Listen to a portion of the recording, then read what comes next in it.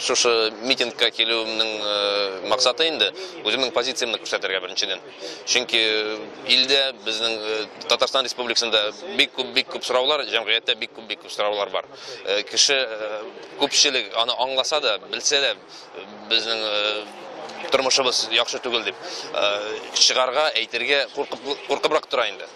Булай без белеп торабыз инде. Кешенең күпчелеге 80-90% безнең яклы кешеләр инде, канәгать булмаган кешеләр. Ләкин алар чыгарга куркалар.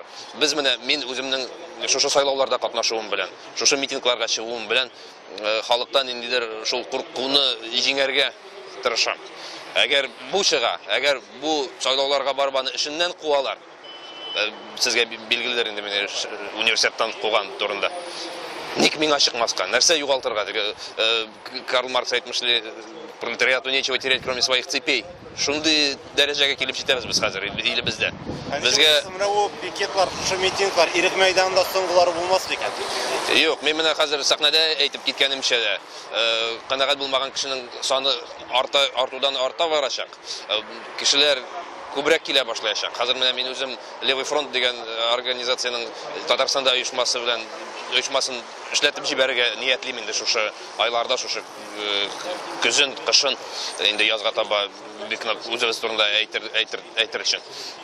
Һәм кешеләр күбәйгәннән күбәя барачак. Бу кабул итәргә ниятләгән закон, бу безнең хукукларыбызны кыса торган закон.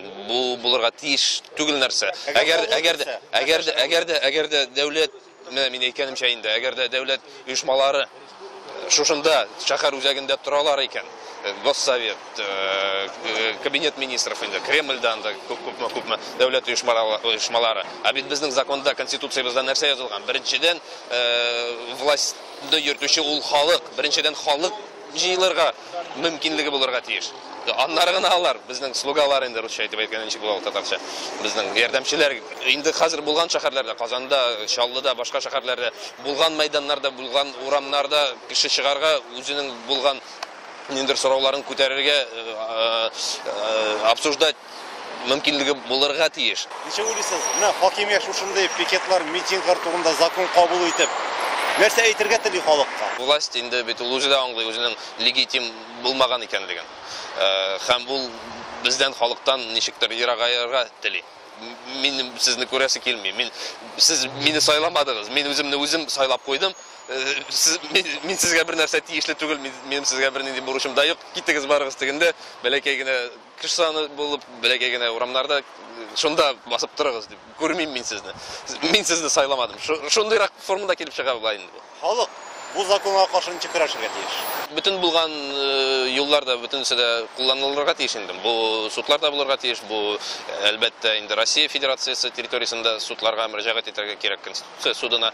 Әгәр дә инде монда эшләр барып чыкмаса, инде международный организацияларга мөрәҗәгать итәргә кирәк, чөнки безнең Россия бит инде ничек булса да ул организацияларны таный.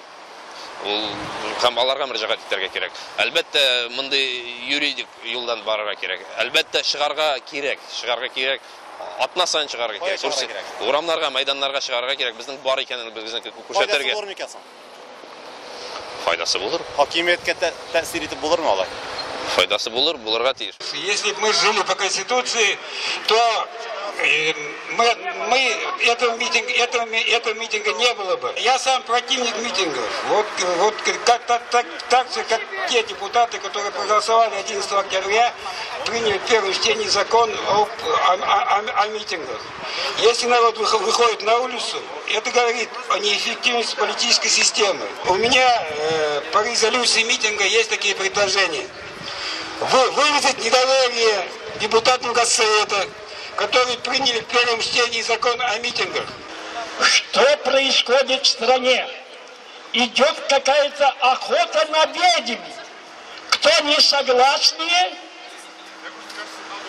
вне, я скажу, вне закона или как? Вот мы стоим, какая-то горстка людей. Как нам быть? Мы не согласны с такой атмосферой нагнетания психоза.